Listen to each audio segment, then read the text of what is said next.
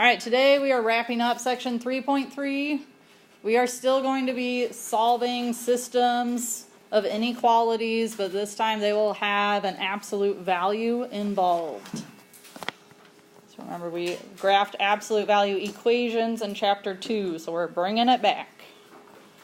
So we are going to graph y is less than or equal to the absolute value of x plus 4 minus 3. I just realized I misspoke. So we're graphing it as an inequality, not just as an equation. So we're going to graph the line and we're going to shade.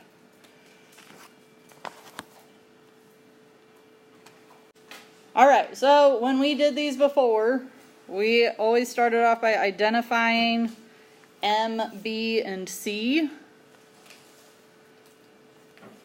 All right, so we need to identify our M, B, and C. Do we remember how we identified these? Charles, what's M? Oh, I was going to say C. Oh, you want to? Okay, you can give me C. I think it's -3. I think you are correct. -3. C is what's being added or subtracted on the end outside of the absolute value bars. Caden, what do you want to tell me? M, I guess. M, what's M? X. So M's not X. M is the number in front of X. Yeah, 1x. 1. Good. So you had the right idea. M is the number in front of X. When there's not a number written, we remember that that means it's 1x. So M is 1. Izzy, did you have your hand up to tell me B? 4 is B. Good. B is 4. All right. So then after that, we have to identify our vertex, which they put in our helpful hint there. We find our vertex by taking the opposite of B divided by M, comma, C. So what's the opposite of B? -4. Very good. -4 over 1, comma, -3. Good. And we have to graph that point. Who can raise their hand and tell me where that point belongs if I start at the origin? How do I get there?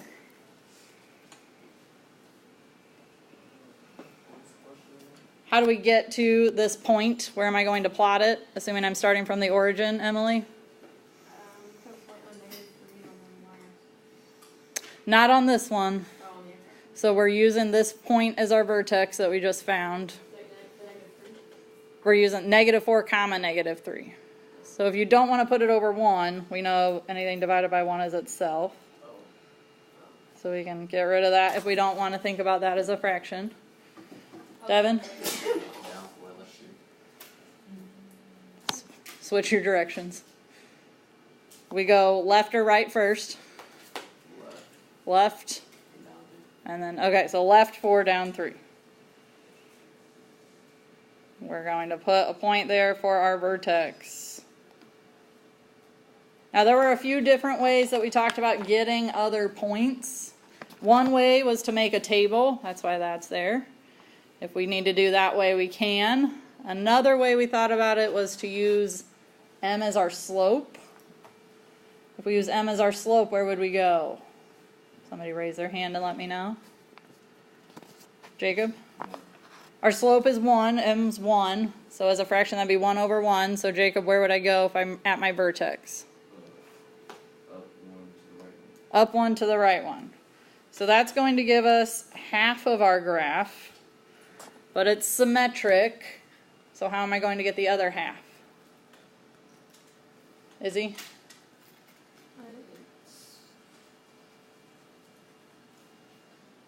And then up 1 to the left. Right, we can still use our slope if we go back to our vertex. It's symmetric about a line that goes vertically through our vertex. The other way to think about it is just to change the direction of our slope. All right, but this is an inequality, which means before I plot the line through those points, I have to decide if that line needs to be solid or dashed. Oh, well, let's use our hands today, please. Somebody I haven't heard from yet today. We got a lot of quiet classmates. Logan. We would do it solid because of the line of the inequality symbol. Very good. We would use a solid line when we graph because of the equal to bar on our inequality symbol. So use your ID or some other straight edge to get that in there. Once we have our boundary line graphed, we then have to decide where we are going to shade. We decide where to shade by testing a point. Who can raise their hand and tell me what point they would like to test? Seeing the same hands. India. 0, 0 is usually our favorite point to test, and we can do that as long as our graph does not go through it, which in this case it does not. So we are going to plug 0 in for y, and we are going to plug 0 in for x, and decide if we get a true or false statement out of this. Does anyone want to volunteer themselves to help me with this computation? Keaton, can you help me with the computation on this? What's 0 plus 4? What's the absolute value of 4? Still 4, right? Okay, so we've got 0 is less than or equal to 4 minus 3. What's 4 minus 3? Keaton? 1. So we end up with a statement 0 is less than or equal to 1. Now I want you to show me a thumbs up if you think that's true, or a thumbs down if you think that's false. I'm seeing a lot of thumbs, some little thumbs. All right, most of these thumbs are up high in the air. 0 is less than or equal to 1. That is true. So we want to shade in that point. So we're going to shade everything on the side of the line that 0, 0 was on. It's not pretty, but it's shaded.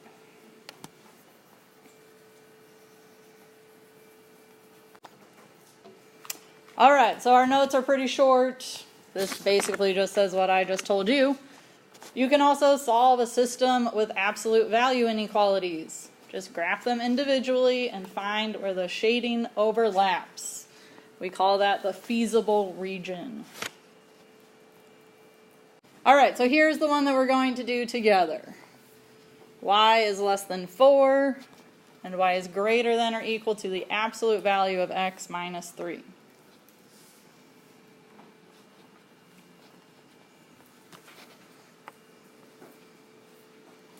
Would you like that one first? Top one? Would you like that one on here first?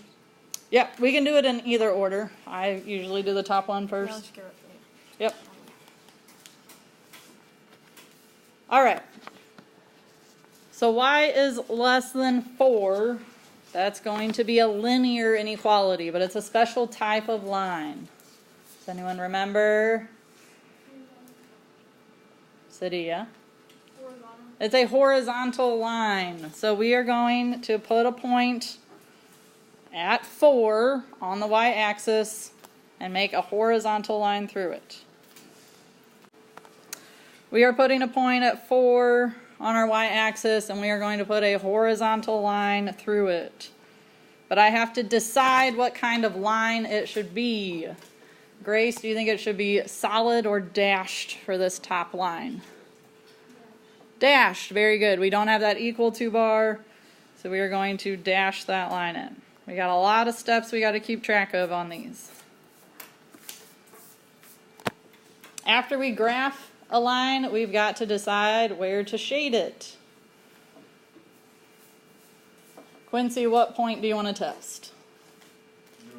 0, 0. It's always a good answer unless the line goes through it.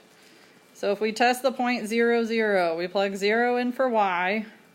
There is not an x, so we're left with 0 is less than 4. So let's do thumbs up, thumbs down. Is that true? Thumbs up. Is that false? Thumbs down.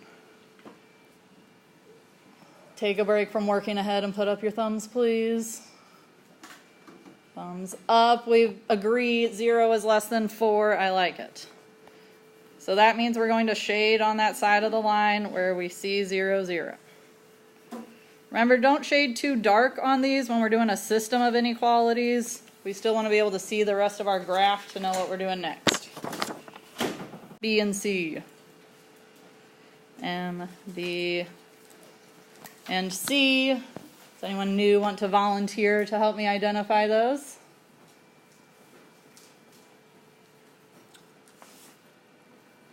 Quinshon, can you help me out? Yeah. All right, what's my M? 1. Very good. What about B? Is it 3? Close. Oh, Very good. This minus sign means we consider it a -3. C is a little bit tricky. What do you think it is? Oh. Well, somebody was helping you out. Who was helping Quinshon out? Keaton? 0. If there's nothing added or subtracted off the end, we consider C to be 0. We have to identify our vertex. That's -B, the opposite of B, over M, comma, C. What's the opposite of -3? +3. 3 over 1 is just going to give me 3. C is 0. What? We said we had to take the opposite of it, so it started off negative, we turn it positive. Got to keep track of those signs. So that's where our vertex is going to be, 3, 0. Now it might be a little tricky to see that on your graph since we already shaded, but we need to put a point at 3, 0. So that's right here. It's hard to see from the back. We just go 3 to the right of our origin. Put a point. Then we have to make our V shape. So either we have to pick X values, or the kind of shortcut that we use is to use our slope or our M. It's still 1, so just like before, who can tell me where we're going to go? Cydia. Up 1 over 1. Up 1 over 1. In which direction? Up and then right. Okay, up and then right. So we put points. But that was kind of when I asked you which direction. It's a little bit of a trick question, right? Because then we have to go which way? Up and to the left. We need to get the whole V. All right. Ajaya, do you think that my line should be solid or dashed for this one? Solid. Very good. We've got that bar underneath it, so we are going to make a solid line. Remember to go through your whole graph when we do this. Last step is to decide, well, last part of this step is to decide where to shade. And then we'll look for the overlap. All right. Who has not helped me out today?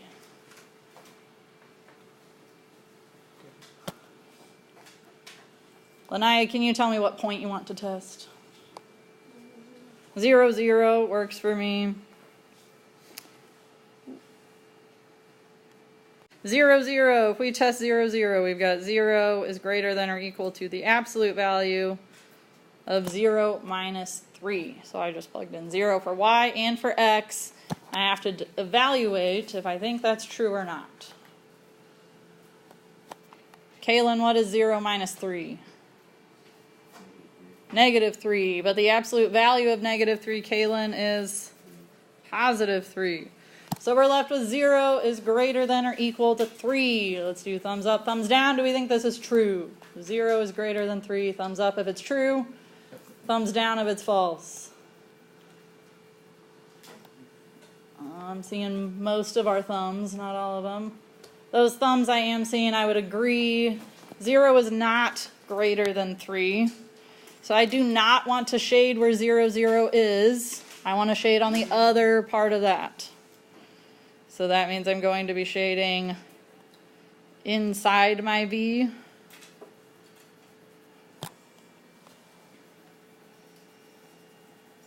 All right, then finally, we have to decide where the shading overlaps. Cydia? On the bottom half of the inside of the V. Good, so this bottom inside of the V, just this little triangular piece. So we would want to shade that in darker to show that we know that is where it overlaps. That's where our solutions for this are.